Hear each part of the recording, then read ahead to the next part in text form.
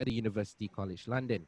She began her career as a manufacturing engineer with Samsung SDI before moving to Malaysia Investment Development Authority, or MIDA, as an assistant director in 2008.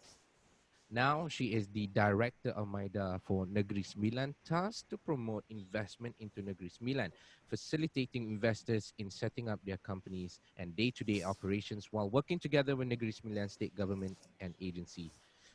Madam Zetty Hamimi Zakaria, thank you so much for being Yes. here. How are you today?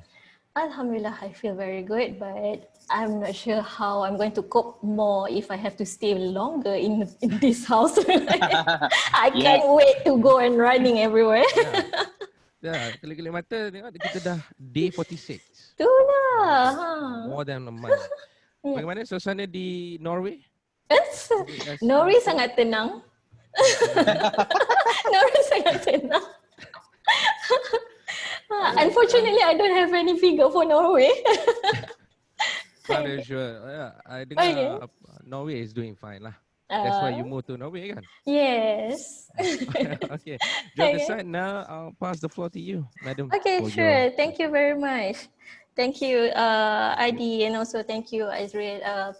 Well, first of all, I would like to say thank you for this opportunity, and also to especially the TYMBA education, because this is the time for me to just explain a bit and just give a glance about what is happening in the current economic situation, not only in Malaysia actually, but actually how it impacts all over the world.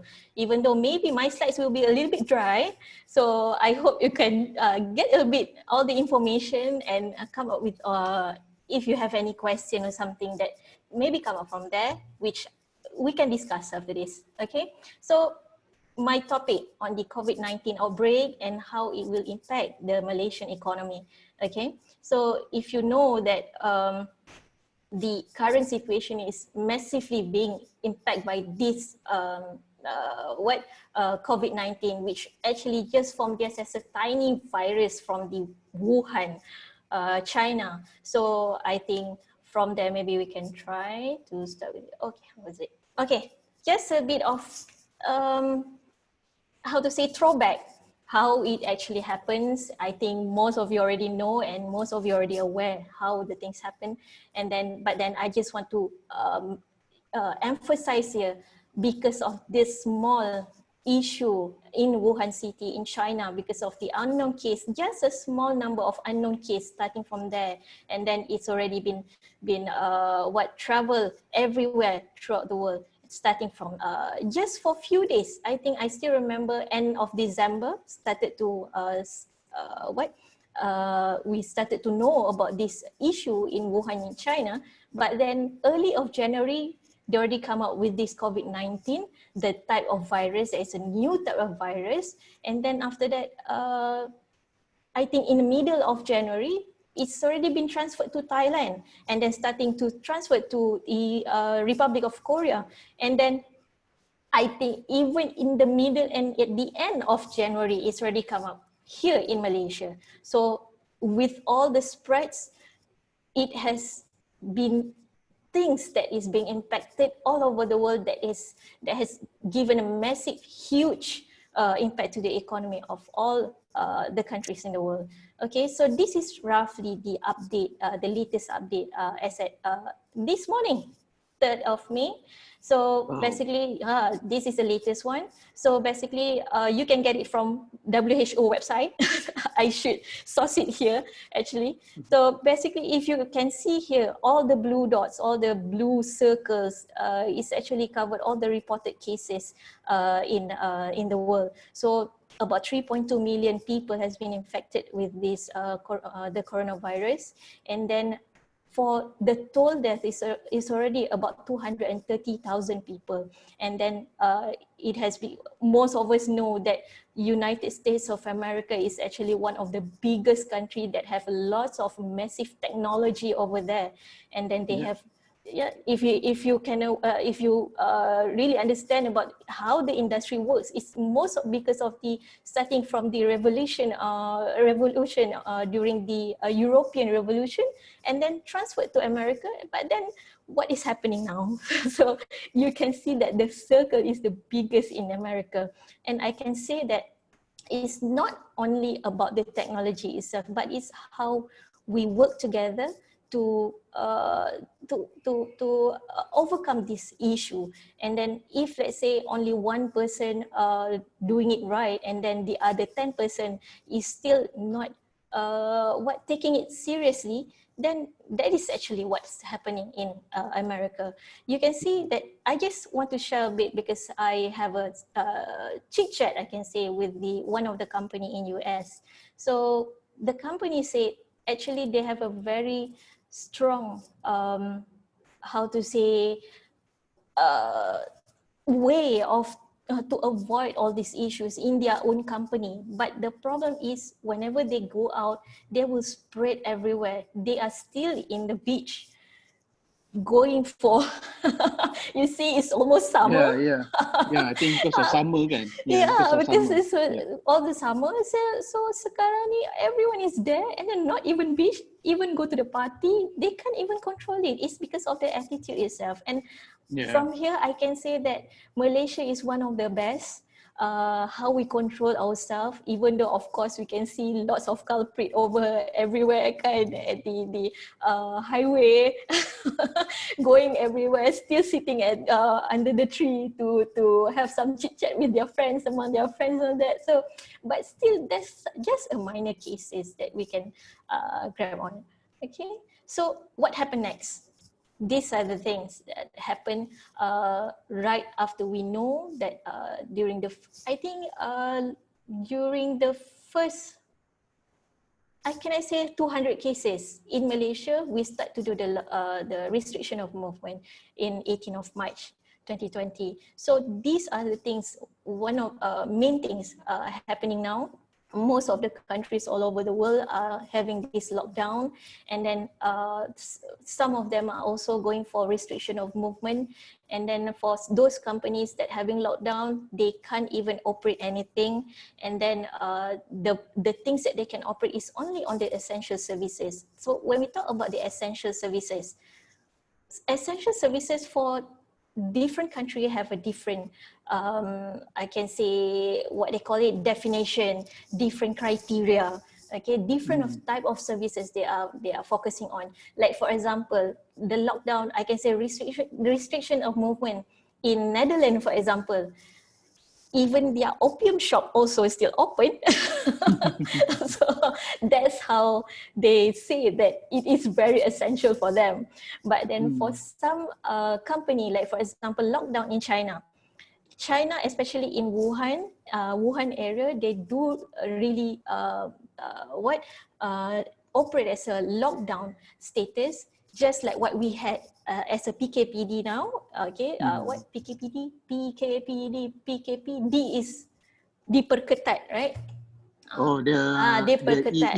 EMCO, enhanced MCO. Yes, enhanced MCO. So like in China, they also have this enhanced MCO in Wuhan area, but then they are still allowing metal steel companies to operate.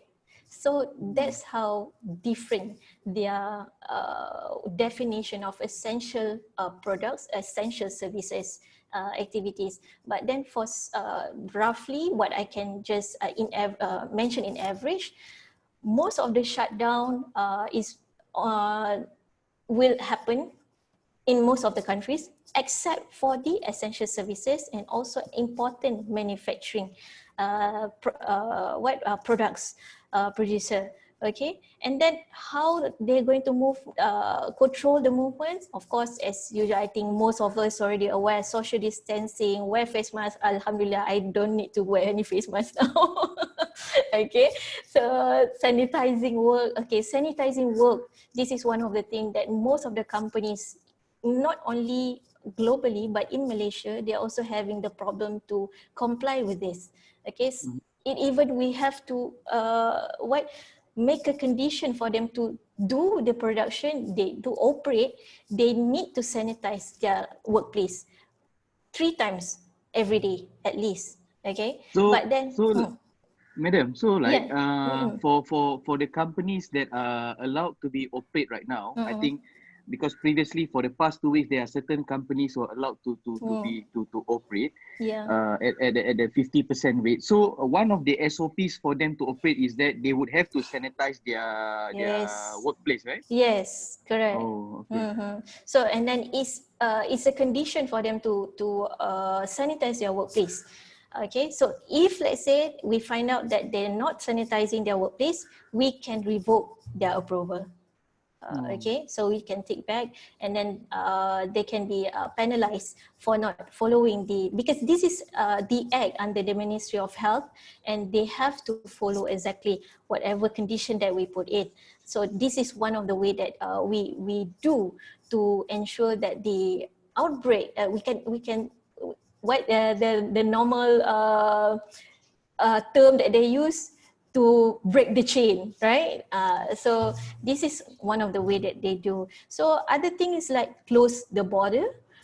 If you can see that there's no other movement of from foreign countries to Malaysia, or even Malaysia to other countries, and even for other countries as well. Like for example, in Thailand already closed their borders since I think early of March or end of February from what I remember. So, and then specifically to Chinese people. So I think that's one of the way for them to avoid and to eliminate this, to break the chain of the coronavirus.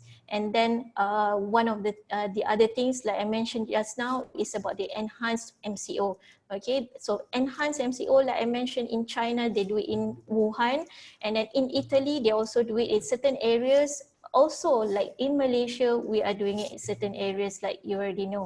I think it's been reported every day by Dato Dr. Hisham, the MOH DJ, right? So, the unique crisis. I like to use the term unique crisis. I keep on thinking about what's the difference between this time crisis and also compared to the previous time crisis.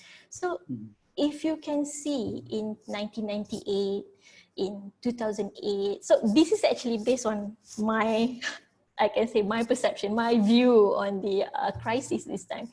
So if you can see the last 10 years and the last 20 years, the crisis that we had was that everything is about the downturn of the economy directly because of the industry issue, okay, because of the bubbling issue, because of the property price increasing, whatsoever that you want to call it. So, but then during that time, if you can see, whenever there's a crisis, losing jobs, whatsoever, the demand will straight away going shut down, and then there's not even a supply. Of course, there's no demand, and why do they need to supply, right? So, but then if you talk about this time, you can see that this is because of the virus. It's not because of like the normal economic issue, not because of war. Okay, so basically, it's not because of war, not because of trade war or whatsoever that you want to call. But then, in this crisis, we have a deeply, like I put it here, deep supply shock. We have a very deep supply shock, and we have because of the consequent demand shock. We have so many demand, but the problem is to supply. Okay, so still, even though we have this crisis, we have this economic crisis, but we have lots of demand. Like for example, I think just yesterday I talked to a company. They told me that they receive 160% lah. I put it here, 160% of demand for their products. Okay, and they cannot cope with that. They cannot cope with the supply. Okay, and then for like the other company, especially for like medical and food companies, their supply is like even double and triple from what have been supplied before this. And then if you can see all the I think all the makcik term, most of the even the household, I mean like for the micro businesses, especially in this food line, even in the sanitizers, sometimes there's small businesses, very micro, they just do it sanitizer packing at their house. So just at home, they manage to increase the demand more than triple, and they can't really cope with that. It's very, it's unique. For me, it's unique. Okay, and then because the supply is really, they do we have a problem in supply, but we have a really big demand for it. So it's all because of this issue. But if you turn back to the whatever reported by the IMF, whatever reported by the UNCTAD, so the global economy will contract by 3%. Okay, in 2020, global economy. We are not talking about Malaysia itself. Okay, but then obviously, if the global economy contract by 3%, of course, Malaysian economy will also contract. Okay, because it's all related, interrelated between others. So, and then what the UNCTAD mentioned is that capex decline. I put here is in China because the first they put it is in China because of the outbreak started in China. For the first 2 months itself is already minus 25%. Okay, and then the decline for 5,000 MNEs after post-global crisis about minus 20%. Everything is about minus. Even FDI after the global financial crisis also minus 35. And everything has some explanation on this. Okay, even average dependence, but this one is quite unique. Another unique thing is that we are depending on FDI. And we can say that this is really happening. If you can see, like for example, decline in FDI, global financial crisis, minus 35%, but you need another FDI for more than 50%. Why is this happening? If you can see in Malaysia, okay, I don't want to talk further to other countries. Maybe I can just take like America after this. In Malaysia, we have lots of supply of glove. If you read anywhere that Top Glove give like a full swing, 100% capacity, not even 100%, more than that, they even have to expand at this time of moment. So can you see how actually the demand is?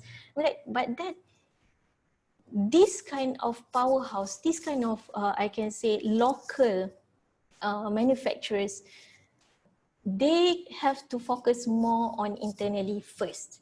Okay, that's why the FDI means like for them to go abroad, for them to go to like for example Vietnam or maybe Indonesia, whatsoever. They know that the best way for them to grow further is only in Malaysia. Okay, like for example for US company, I can see that most if you read that what Donald Trump has been calling all the US company to come back. They give lots of incentive. They give lots of like benefits to this company if they're coming back to America. So why are they doing that? Because they need the supply to be there in US. After this, because of this issue, we learn the lesson that supply chain is very important. So that's why they want to call back their companies, the American companies, to come back to US. And that's the reason why for American companies to go to other countries, like even to Malaysia, they will think twice, no, triple. So it will be, so that's the thing that they need to think of. And then the average, so for our side, we are depending as well to FDI because lots of like products or maybe supply materials whatsoever, we don't have the capability to produce it ourselves. Okay. But sorry, but madam, if let's say now, being this crisis that we are going through, right, and then we are now also depending on the FDI. So would there still be any countries who are actually still investing in Malaysia? Okay, I just talked to one of the MNC last week about this. They are American company.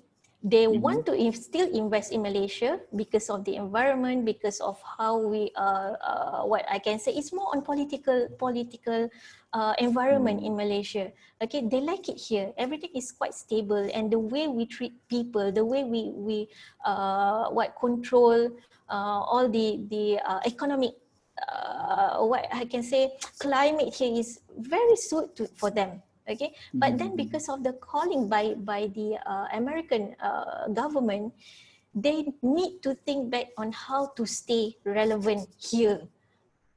Okay, so that's the thing. So they want to be here, but it's kind of forcing them to go back to America. So now they are thinking, how can they actually do that? I mean, like to be, they want to be here, but they need to be there. So, okay. So it's quite difficult. But then for some country, like for example, that is American company. Like for some country in Japan, for Japanese, for example, Japanese already announced that for those Japanese company in China, they want this company to relocate, come back to Japan, or being anywhere inside the world, wherever other country, but they don't want them to be in China. I think one of the reason why was because China during the lockdown, they have blocked whatever exportation from China from the China country to other country. So because of the blockade, so these countries, like for example, because Japanese companies, there are lots of Japanese companies in China. As we know, for other companies, even Malaysia companies also are there in China. So for Japanese, this is one of the how to say, one of the best FDI that maybe for Malaysia we can try to attract. Okay, so I think for like for our current climate, our current incentive, our current condition, Japanese, most of them are very likely to be here in Malaysia, and we also have this look is policy all this while. So they are they are very likely to be in Malaysia. So it's just how we're going to attract them. Okay. Okay. So Alright. Let's go next. so that's it. Next. Okay. This big. Okay. This big picture. Abah. Yeah, Tok Ayah. Oh, Tok Ayah, Abah.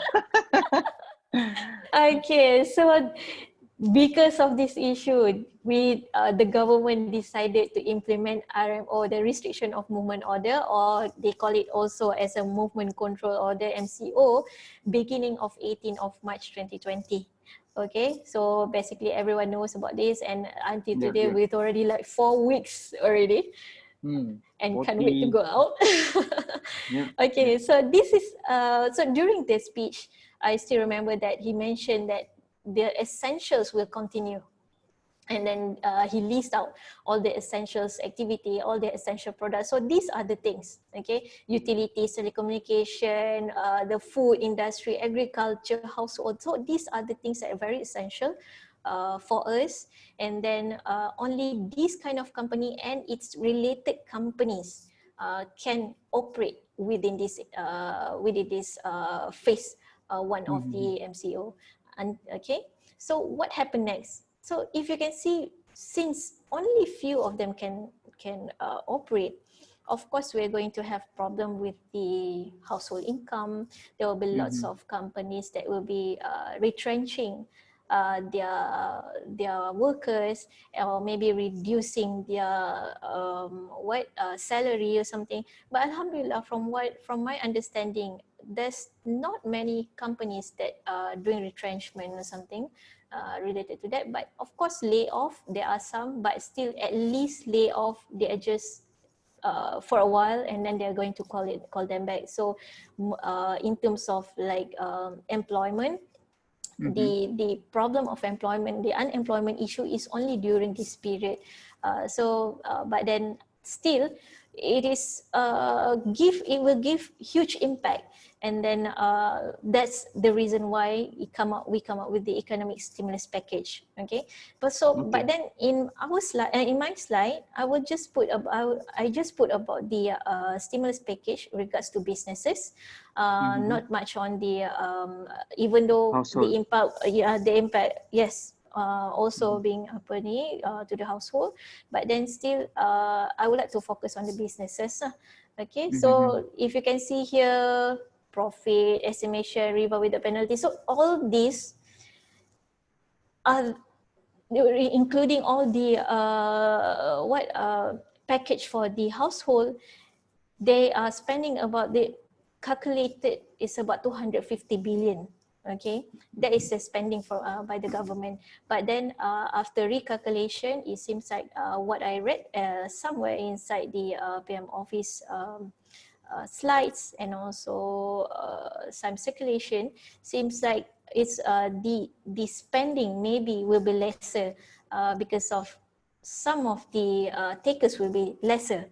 Okay, so I think if you can see free internet, I think most of the even all the audience can also enjoy some of the stimulus package, right? But Yes. But madam, I think one of the incentive given by the government was on the wage scheme kan, yang from SOCSO for those employees, Yes. for those employer who doesn't do any retrenchment. Yes. But then yesterday I think somewhere I read, and people were talking all over Twitter, stating that SOCSO decided to stop on the incentive because they are facing insufficient funds. So is that actually true? Okay, for me, from what I understand of the article, is that SOCSO is still studying, and whatever that they already publicized, that is the thing that they're going to do. I mean, like, of course, in terms of funding, they are also having backup from the government. And then the 250 billion that we are mentioning about is not only whatever stated as a direct direct cash to the receiver, but it's actually also through SOCSO, also through the EPF, also whichever that they can back up. That is actually how the 250 billion is coming from. So if you're talking about SOCSO doesn't have enough fund, of course, I think for even like all the bank institution also, if you're talking about that, how can they have enough fund if they keep on using but they don't have any backup? So I think that's the most important thing. So, but then what I understand, they do have backup. It's just that how the mechanism of them to get the backup from the government. So that's why I think they are still in the midst of discussion on that, and hope it can still be done. Okay. Okay. So I don't think I need to explain further on this. This one is the second of also regards to economic stimulus package. So there are a few others which I didn't put it in. Okay. So basically, what I want to mention is that this economic stimulus package coming in, especially right after the, like, a week after the a week or two after the enhancement of the enforcement of the MCO.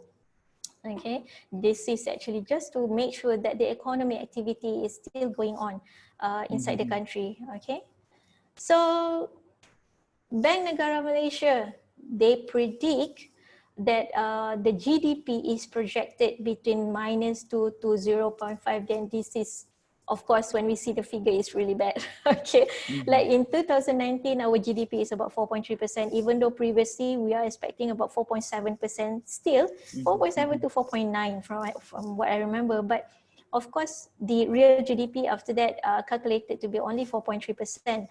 And we actually in the first early January, we can say that the first prediction is about 4.5%. But unfortunately, because of these COVID-19 issues, coronavirus, it has really what impact the economy, not only to the global economy, but also Malaysia. We are not accepted.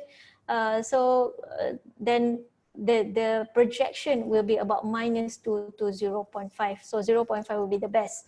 But this is based on the first MCO that we are actually facing. So since we are now starting to operate 100% and then start all the activities except for those a few activities that has been announced, basically we can see that the projection of the I can see that it will increase some other way. Okay, so most probably it will increase up to even 2%, for at least 2%. For the end, at the end of 2020, so it's quite challenging. Yeah. From your point of view, madam, Yeah. do you think that this recession, perhaps, or the crisis that we are going through, economically, would it end by 2020, and can we actually get out of this mess by 2021? Okay, if you ask me about this 2020, I don't think, that's why I just mentioned the max. I think most probably we can achieve 2%. Okay, to get out of this mess truly is very difficult unless we manage to have that vaccine as soon as possible. Okay, but then what we understand from the Ministry of Health do mention that the vaccine will be only made available like maybe next year. So because what I read is about even 18 months. So 18 months is quite a long time. So for us for everyone to get the vaccine until all the kampong side also can get the vaccine, I think it may take about 2 years. Okay. So I think if let's say we're talking about 2020, maybe after this because we lift up our MCO quite early compared to the earlier announcement. It should be 12th of May, but then after that we have really released quite early, 4th of May, and then from my understanding, our GDP will get better. Instead of 0.5, maybe it can be go up to 2%. But as long as we can have a proper, how to say, what to say, the attitude of everyone. Okay, so just to make sure that everyone is having all the same page on taking care of ourselves, all the social distancing, face mask, whatsoever that we want to say, this is taken care by all of our civil in Malaysia. So I think if you ask about 2021, I think honestly 2021 will be a big boost for Malaysia, because you can see because first of all, for glove industry, okay, glove industry, now they already know Malaysia is actually when you say top glove, it's really the top glove manufacturer in the world. Okay? In the world, In the world, yes, we're talking about in the world, and the market share of glove industry is about at least 60%. Okay, from what I discussed with the glove manufacturers in Malaysia, even in Negeri Sembilan, because we have lots of glove manufacturers there, they even say that their production get increased like 200%. So quite a lot. And they are now even have to expand further for that. So now and then another few coming in industries that are going to show up is the face mask production, the PPE production. So these are the things that we are trying to promote more, because we know that we do believe that with this, all the supply chain, with all these products in Malaysia, if we are going to have this kind of crisis again, we are prepared. Okay, so next, for the research by the MIER, reduction in industrial output trade by 40% to 70% during MCO. So I like to quote that is during the MCO.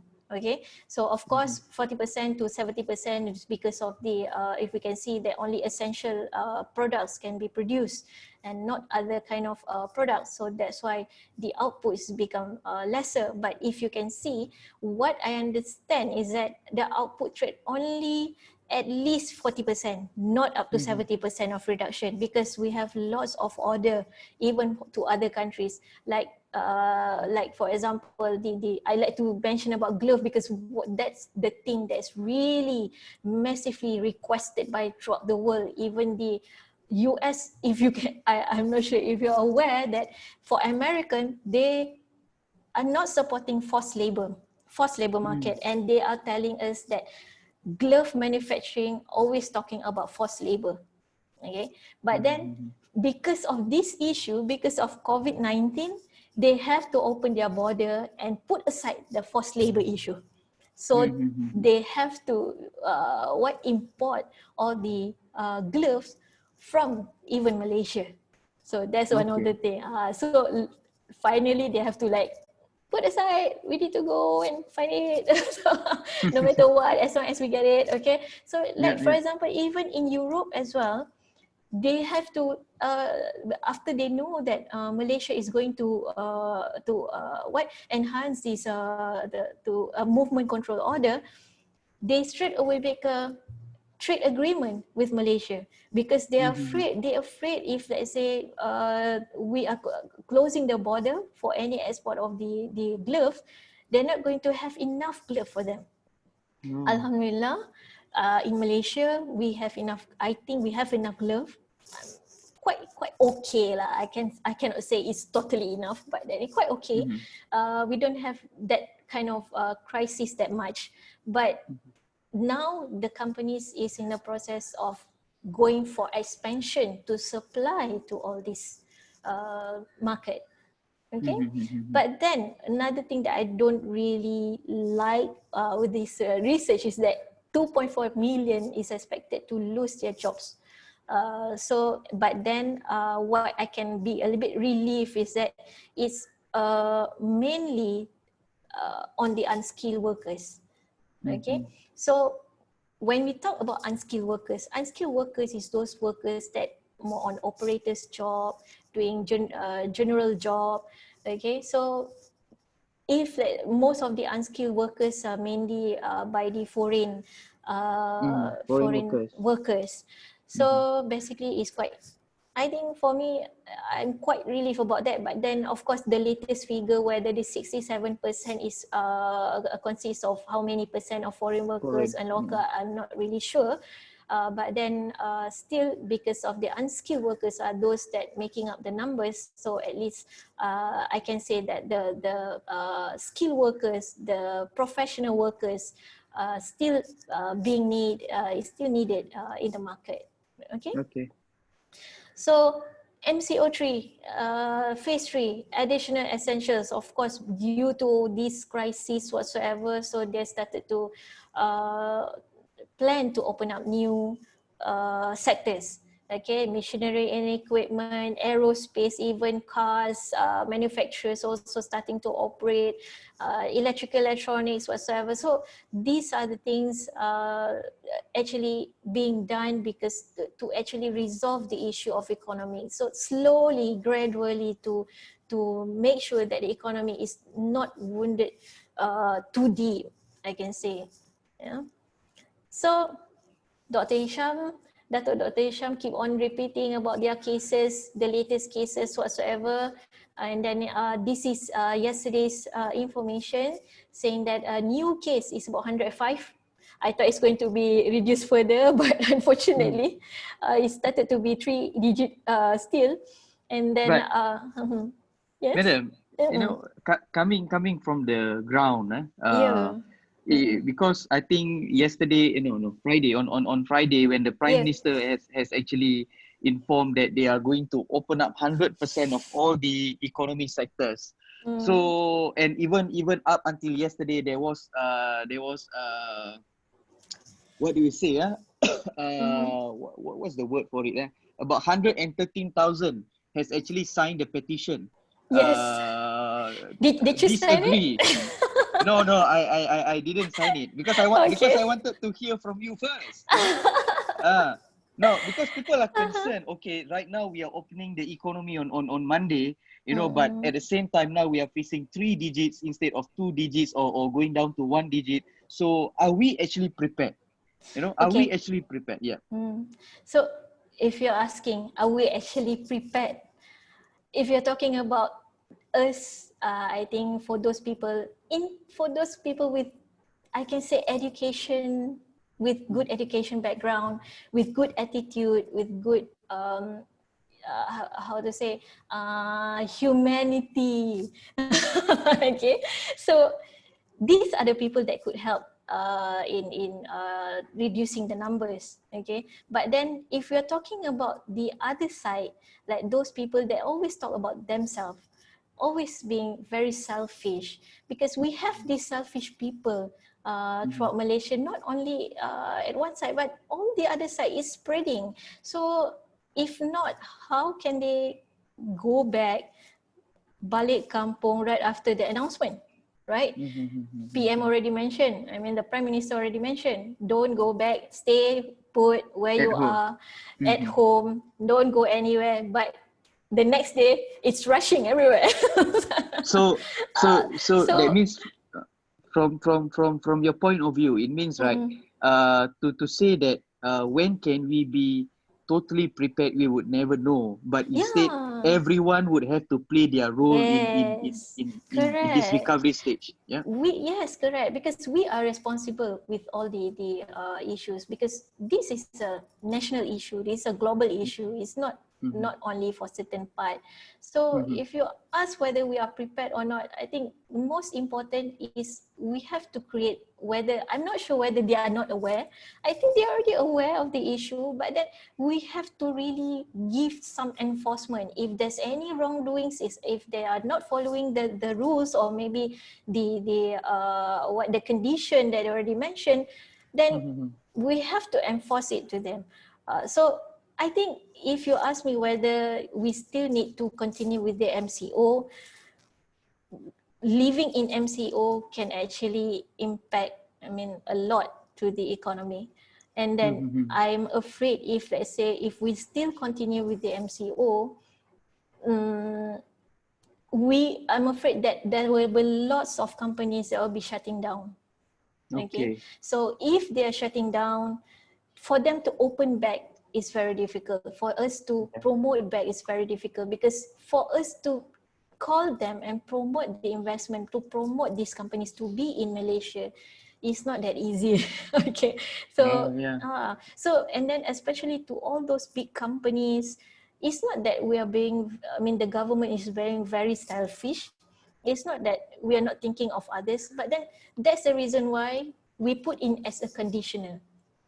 Okay, so we want to still have this economy to be running, I cannot say normal, but then at least start and stop wounding the environment. But then at least everyone need to follow the rules. But then for some cases, of course, we heard a lot that even the employees can actually follow the condition, but unfortunately, even the employers are not following it. So those are the things that if we receive any reports, any complaints, then we will straight away take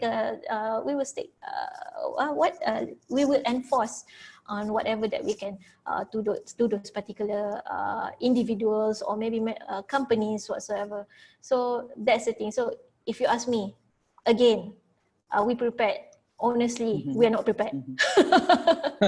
Honestly, we're not prepared. But then how long more we have to wait? So because if we still keep on waiting, there will be more burden to the country. That's the thing that we can say. Okay? So okay, talking about that's already an answer, because I think during the speech, what the Prime Minister already mentioned, we have lost about 2.4 billion a day.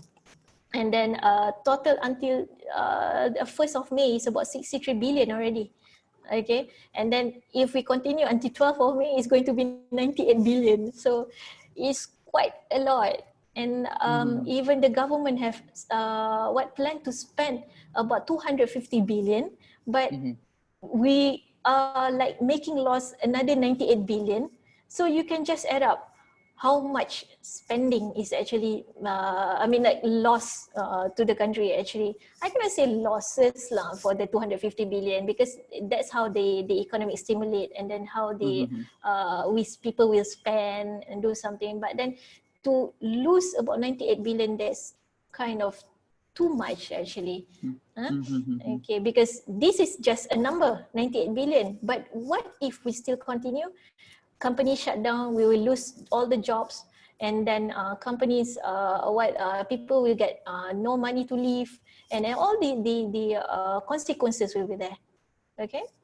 So next, so this is how they try to cover all the issues of the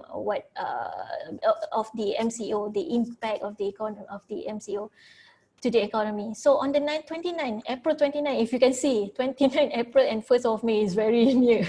So 29 April, they allow 100% capacity for those approved by MITI. So Ministry of International Trade.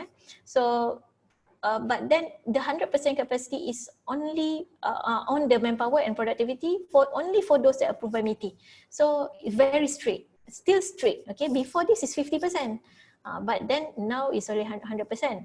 But in 1st May, because we cannot withstand with 2.5 billion a day, so on the 1st May, Prime Minister already announced all activities can be resumed, but only for those activities, certain activities that cannot be proceed, like for all those that related to entertainment, tak payahlah laro.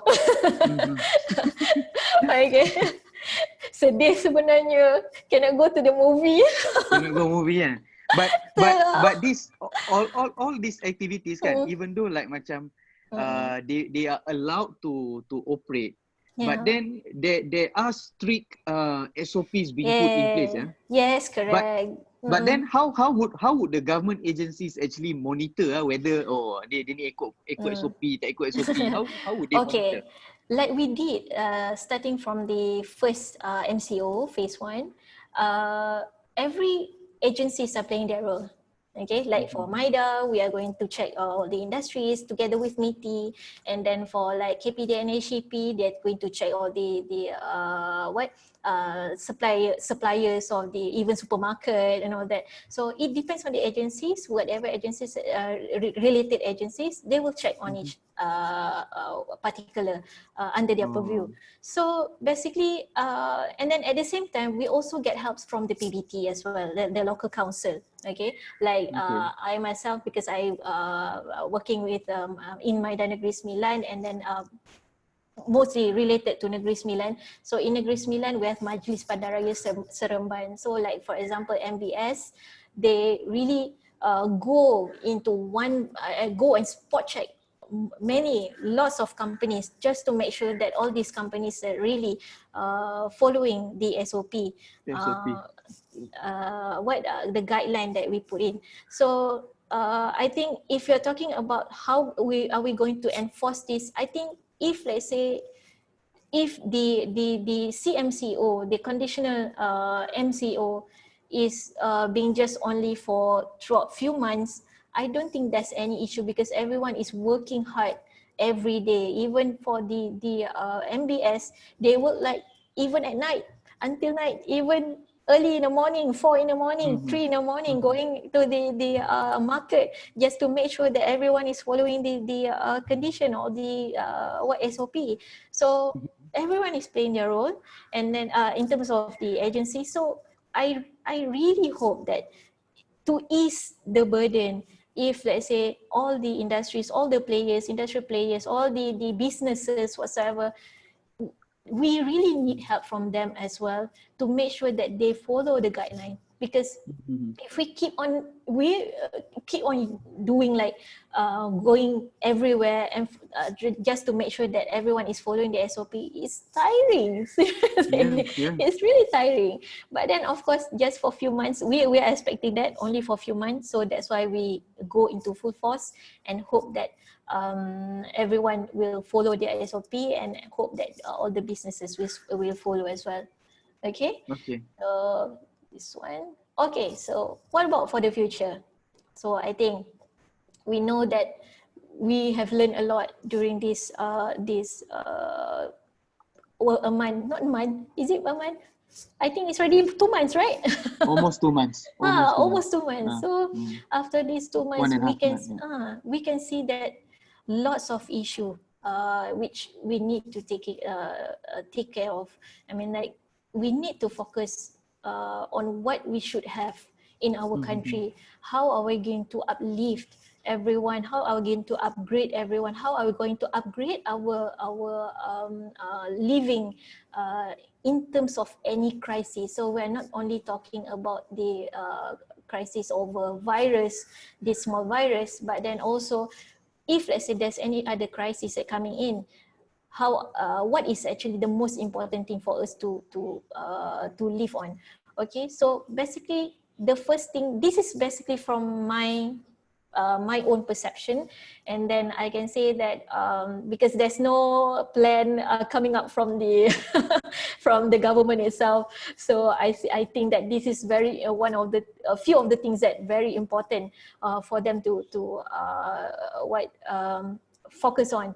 So we can see we have a problem with the agriculture activities. I mean, like, the supply from agriculture activities. This is the time that we can see everyone is looking for food, looking for, like, how to say, the we eat rice, right? So Basic the rice, needs lah. yeah, all the basic needs. So now we know that Malaysia is having problem with our rice security. We import a lot, and then during this time of crisis, we need to make friends. I mean, like, not to say we are not friends with Thailand or this one, but the network and also the relationship with Thailand is need to be very strong for us to get the security, the rice security from them. So it's quite like important for us to also have our own. So I think that's how we have to start thinking on how to actually strengthen on the agriculture activities as well, and not only on rice, but also for other foods, fruits, or maybe vegetables, whatsoever. All we need to think, and then that's why it come up with the food security. So I think until today, from what I remember, one of the meeting that I attended, our food security is like maybe 40% of the total that we have. So means that another 60% is being imported. So I think when it's being imported for 60%, and during this time of crisis, Expensive. Can you imagine if, let's say, there's a blockade from other countries? How are we going to import them? And with 32 million people inside Malaysia, and with only 40% to live in, I think there will be really massive panic attack at the end of the day. So it's very dangerous. And then during this time, of course, I think for promoting healthcare, medical, and all related industry, this is very important, because I still remember last time from like MITI, we are actually promoting medical extensively. So even healthcare. Okay, so and of course we can see that this need to be continued, because you can see how healthcare and also medical is very important during this time. And I think even though not during the crisis over virus, I think if, let's say, there's a war whatsoever that we want to call, still healthcare, medical is one of the things that is very important. Okay, and then telecommunication, broadband facilities. Now we are using broadband, and I think if every day. and almost every day, and if I go somewhere else inside the house also, still there will be some lagging. So we really need to upgrade our telecommunication, and we really need to upgrade our broadband facilities, because these broadband facilities, this telecommunication facility is not only used for in our life just to have a chit chat or just to have some discussion whatsoever, but it is important to also give the, like, for example, the next one on the e-learning, e-commerce. So we are emphasizing on that, but then because we are talking about industry 4.0, but what about the facility? Is it there? Is it ready? So that's how we have to make sure it will be upgraded. And then I think, madam, the government really have to push for the telecommunication, especially yes. when we are going to have our Hari Raya via Zoom. Yeah. We are going to have all our open house on Zoom. Everyone is invited. I think we would like to invite everyone for our Zoom open house. Kau makan virtual Online nikah online. Virtual raya. Virtual raya kan. So make sure everyone is wearing your baju raya. Yeah. Okay, so that's important. That's why upgrade. But then, if you still remember in budget 2018, there is budget for the telecommunication broadband upgrading about just 19 million ringgit. 19 million. I'm not sure whether 19 million is enough, but then after some discussion until today, we are yet to get that budget coming in. But then I heard it's in tendering process and all that. But then, of course, due to some white paperwork whatsoever they need to do, so of course it's going to be a bit lag. So we are waiting for that, but I don't know if you are talking about 90 million. I hope it's enough, but then it seems like it does not. It's not. Because this 19 million is only for the industrial area, not talking about the people inside at the kampung side or whatever. Because all these people in kampung also, they have to start with e-learning. So why? How can we left them out? We can't. So that's how we need to upgrade the facilities. Okay. So on the, I also think that they need to empower the SMEs and also the micro companies and all that. So, and also the startups, because from there we can actually create more jobs. And then from SMEs, because we have lots of companies, big companies starting from SMEs. And for me, myself, I still remember handling one company from a shop lot, and now have become a very big company, and even the owner have become one of the richest richest in Malaysia. So so I still do you mind sharing which company is that? Maybe we can buy their shares or something. Oh my god. Buy their shares. Okay. I think I don't mind sharing on that, because I think this is one of the good example of the company. Like for example, if you know Vitrox Technologies, Vitrox is I think it's a small company last time doing their target is only on vision inspection. That is actually their product. And then now the CEO of the company, MD or CEO of the company, he already become one of the richest men in Malaysia. And that is really, I mean, like when I read that, I'm like, oh my god, I still remember how I went to your company. It's small company. So it's really, I mean, like, it's a good feeling to see that. I mean, like, for me myself, because that is my passion. I mean, like, I like to see people growing. I like to see like those companies or those SMEs from small company become a very big company. Like it is, I don't know, being looking at this outstanding company is like, I don't know, raising your children. Okay. So next, implementation of the automation and also Industry 4.0. This is very important. I mean, like, for those companies, actually, if you can see that for food industry, for the medical industry, I think for medical side, medical equipment, most of it is skilled workers, and they are using automation and also smart manufacturing. But then if you're looking about like glove industry, they still have to use lots of workers, general workers especially. So I really hope that there's a way for us to think on how to actually automate the process and reduce the dependency to the foreign labor especially. I don't mind if, let's say, they are using general workers from locals, but then because of the usage of foreign labor is quite huge in Malaysia.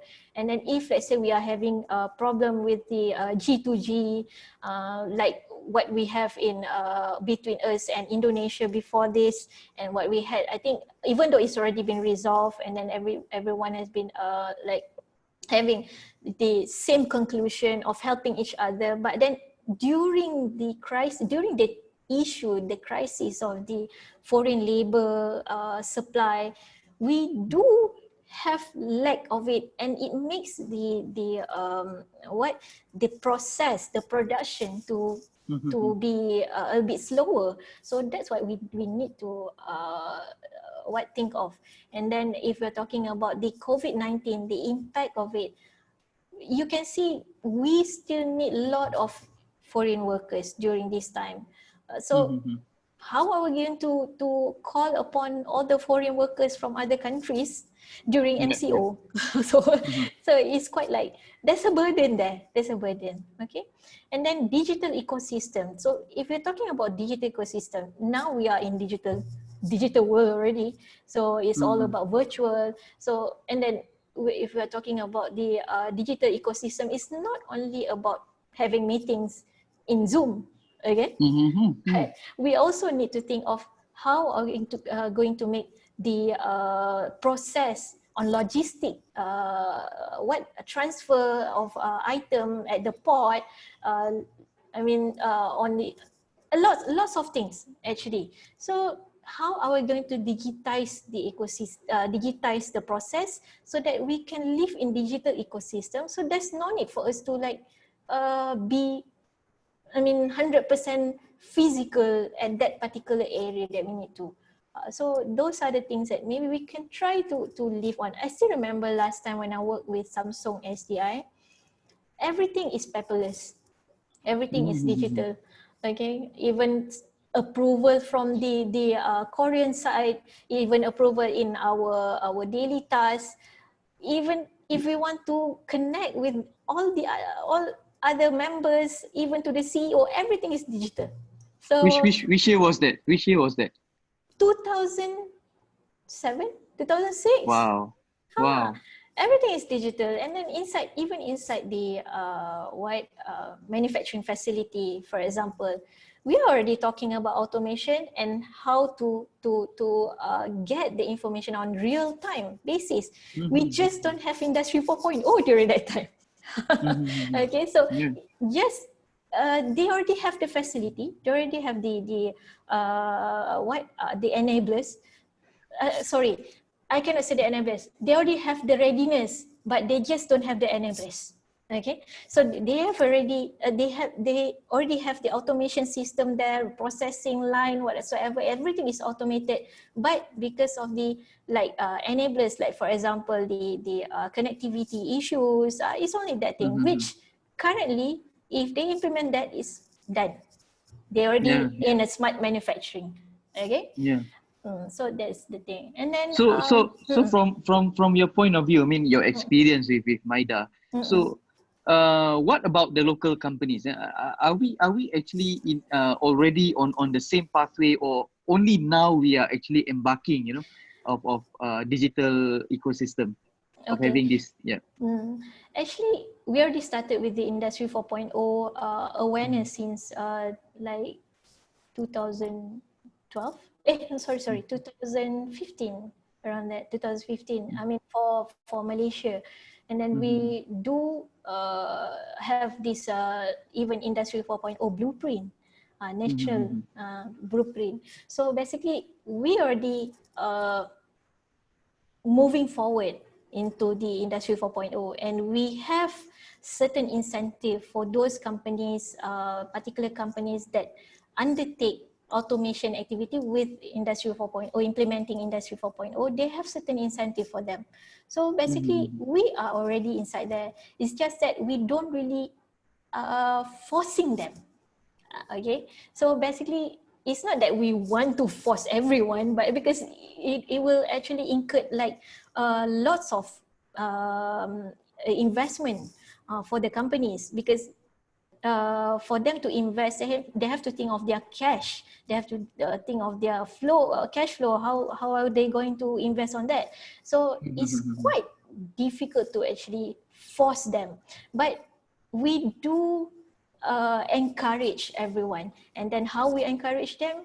With these facilities that everyone can get certain incentives, certain tax exemption, certain income tax facility, if let's say they are investing in there. So if you take the risk, we will give you the benefit. So it's something like that. Okay. So then upgrade talent. Okay, this another thing that on my perspective is that we need to upgrade our talent and also skill of the manpower that we have. So basically, if you can see that for those companies, like I share the data just now, about 67% of unskilled workers have lost their jobs. Okay, so Alhamdulillah, I can say that 33 workers, that one is under skilled workers. And what I understand, 33% are more on the, I'm not sure, not on engineering side, but it's in overall actually. But then for us to do the, for us to lift up our value is actually on the education, is on actually on our skill, our talent.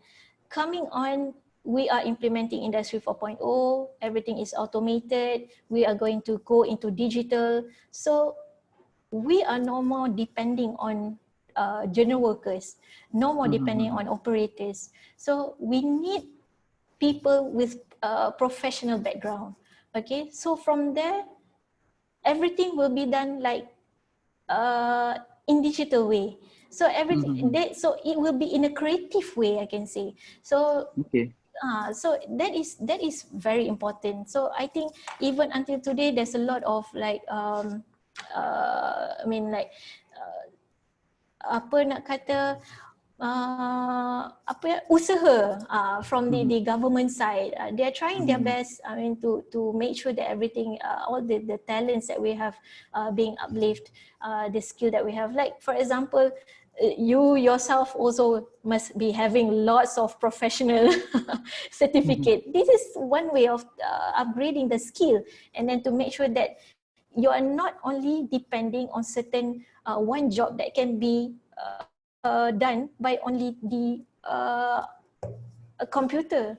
So we have to be more better, resilient than the computer itself. So that's the thing. So if we can be better than that, then I don't think that's any worry for us to maybe lose our jobs whatsoever, because we can still make our living from there. And then I think I still remember that last time, if I think most of it is being forwarded by the World Economic Forum, about 6.1 million professional jobs will be created by 2022. And these professional jobs will be related back with regards to the digital ecosystem. And this digital ecosystem is not only related to only IT, because when we talk about digital, everyone is talking about IT. So not really. So it's actually about most of the professions that we have. And some of them, I still remember one of my friend that I'm quite like, can I say adore? I don't know. Okay, so she have this engineering background, She has the economic background, but she is major in economic, but minor in IT.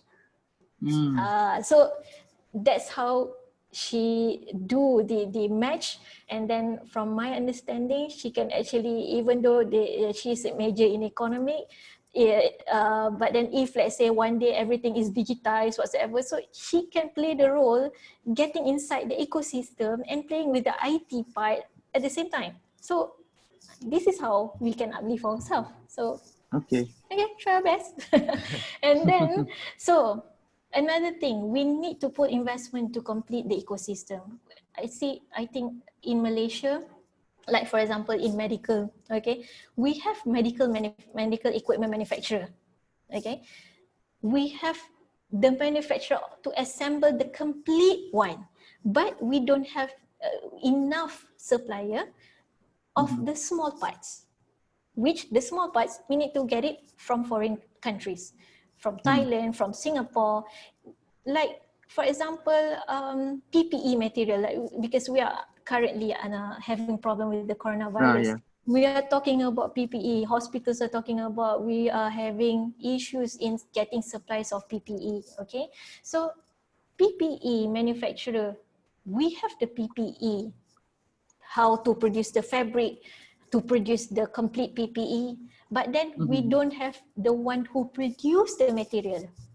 Okay, Oh. so that's our problem. So for us to get the one produce the material is from Japan, is from other countries, okay, from Singapore. So we need to have our own. I mean, during this kind of crisis, when everyone is stopping their border, closing their border, so at least we know this is how we can secure whatever that we have inside.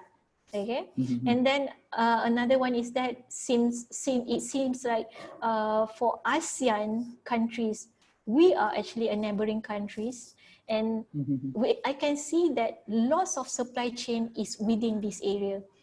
So I think one more thing, I think even the government is doing their best to cooperate with all the ASEAN countries to make sure that all the supply chain will never stop, and then everyone will work together. So it's just like what happened in Europe.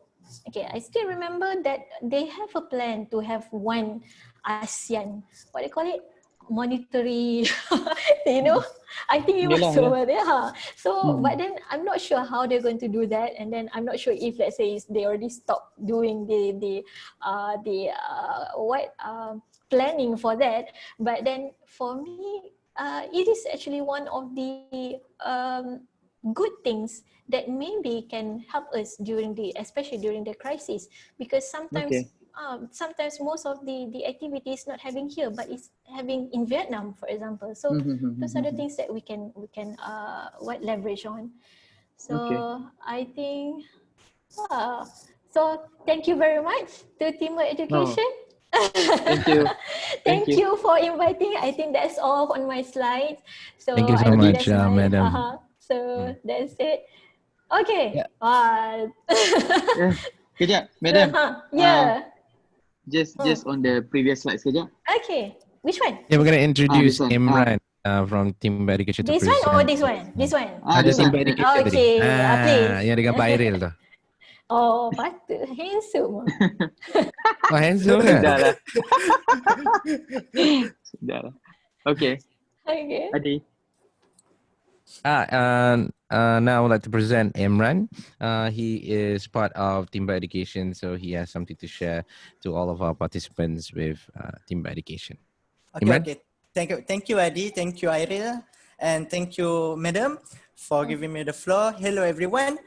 So by the end of this slot, you will realize that TYMBA Education provides the best value if you compare us to others. Before I get into the services that we provide, just to let you know that the SBR long hours IRC will be commencing in around 1 more month, and the number of students, the class is almost full, yeah.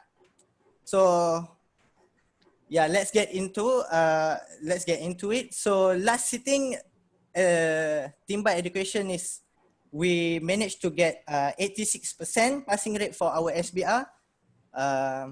So Saire, can you share a bit with us what's the condition of the students who joined us last sitting, and what's the outcome of their results?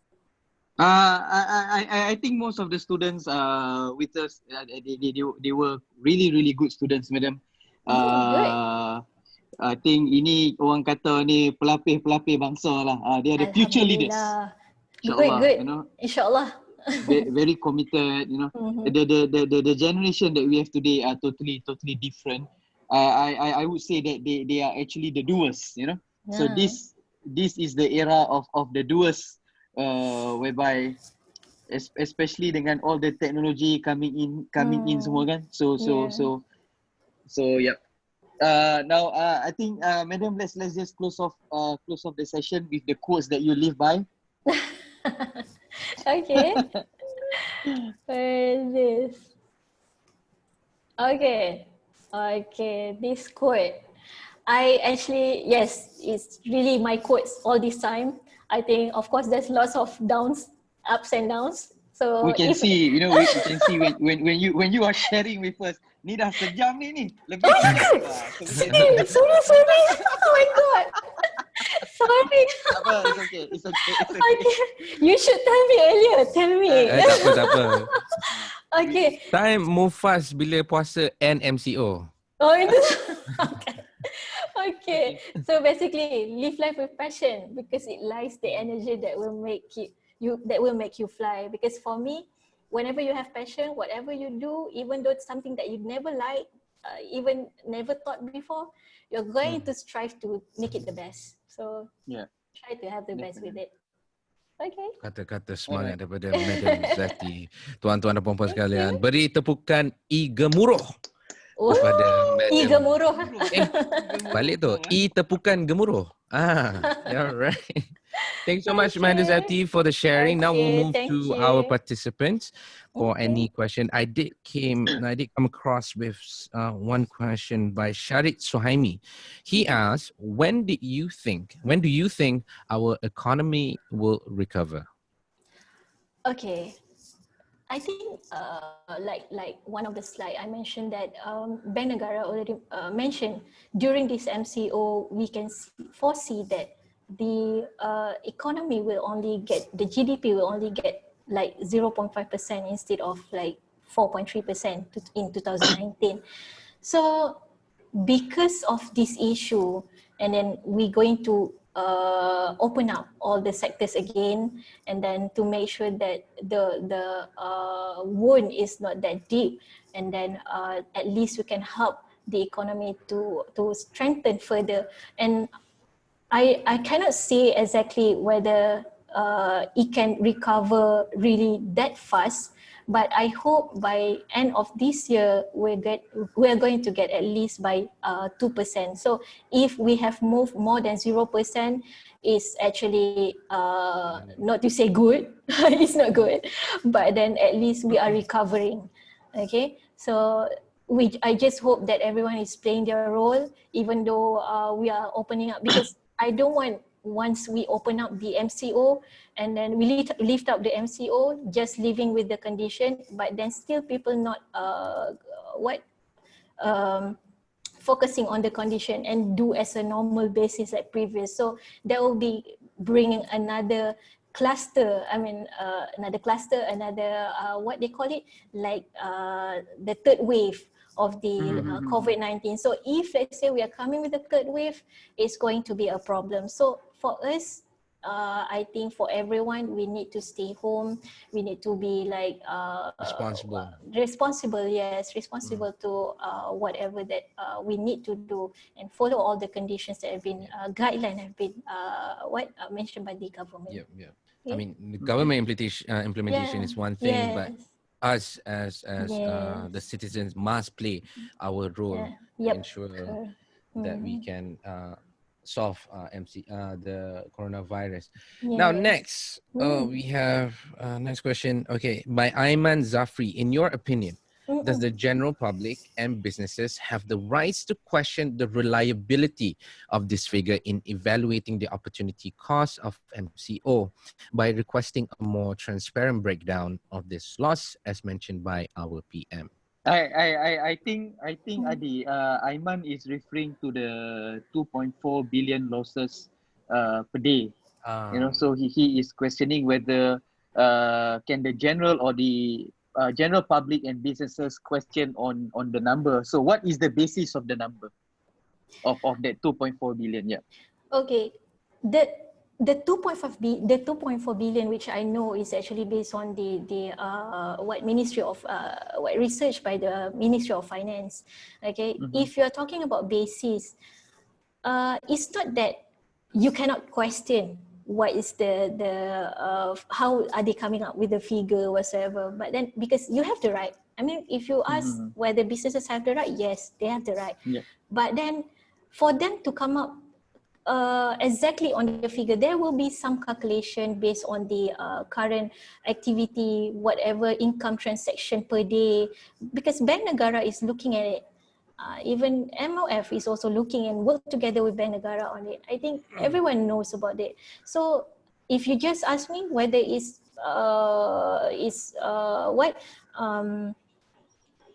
do they have the right or not? Yes, they have the right, but it's how the government will share the breakdown with it, because once they share it, they will create lots of questions. So those are the things. It's just like whatever happened before, like when the first the Pakatan take over the government, they share the information to all the public, but then for some public, it's not everyone can accept the figure, because for some of them, they will take it in a different thinking. They have a different way of a perception of looking at the figure. So the government is telling A, but then they looking at A.5. So those are the things. So to be safe, that's the reason why, to be safe, it is better not. But then if you ask whether you have the right, we live in a country that have a transparent, have a right, high integrity. So I think yes. All right. Okay. And thank you Thank for you. that. Next is Iman Nabiha. She asks, many people are having fears about opening some businesses and the conditions that are laid. How do we help, or maybe the government should do, to calm and provide assurance to people? Okay, of course, at this kind, I think this question, okay, because when you say having fears about opening some businesses, you have to refer to which businesses. Okay, if you're talking about the businesses that relates to non-essentials, of course, most of them are starting to worry whether they should open up this kind of business or not. But trust me, these kind of businesses, even though they are not under the essential services, not under the essential products, goods and whatsoever, they are still needed in the country, because like I mentioned before, we need to strengthen our supply chain. Okay, for some, like what we have a discussion before, what we are thinking that the government will open up 2 weeks MCO, let everyone to produce 100%, for example, and then close up all of it, lift up only the anchor company after 2 weeks, so that they have 100% capacity. So we are thinking that the government will do that, but it's not. So basically, if we are talking about how the government plan now, I don't think there's any issue or fears to opening up any businesses. And if you are aware that the current, even the property price, even the rental price, what else? Even the oil price, most of it going down already. So, so for those who have money, you have to take the opportunity. This is the opportunity cost. So why not? So that means, right, again to answer Iman, and also I think Anis is also asking the same thing, almost similar question. At the end of the day, is the matter of how all of us are actually playing our role. So us as the household, as the rakyat, and again for the SMEs and businesses, make sure they would actually comply with the SOPs lah. Correct. I think the most important part is our responsibility, our effort. The effort, yes, correct. That's the most important. But I do understand the concerns that the people of Malaysia is concerned about, because a lot have this assumption that people are breaking the rules even before the CMCO, macam tak ada apa-apa, macam okay, bayar 1,000, I can duduk Bukit Kiara. Sanggup kan? Kiara. Macam keadaan. Well, I can. So I think that's the concern that people have. Yeah. But hopefully, insyaAllah, kita berdoa lah that things will go well for all of us. With that, thank you so much, Madam Zetty, for your time. Thank you so much to you. Yeah, for your insights and for your input. Okay. On your experience. Thank you. On behalf of TYMBA Education, Madam, thank you so much for making your time available to all of us. Okay. I think it is very insightful lah for the information that you've shared with us, kan? Okay. And then for other participants, wait for our email at the end of this session. Alright, we have a gift for you as usual. Mesti ada hadiah, so make sure you check our email. Fill up the feedback form. If you have any concern, any topics that you want to cover for you, we are here for you in making the world a better place. Alright, so thank you. Alright, so thank you so much, guys. Okay, thank you. Bye. Okay, Assalamualaikum. Waalaikumsalam.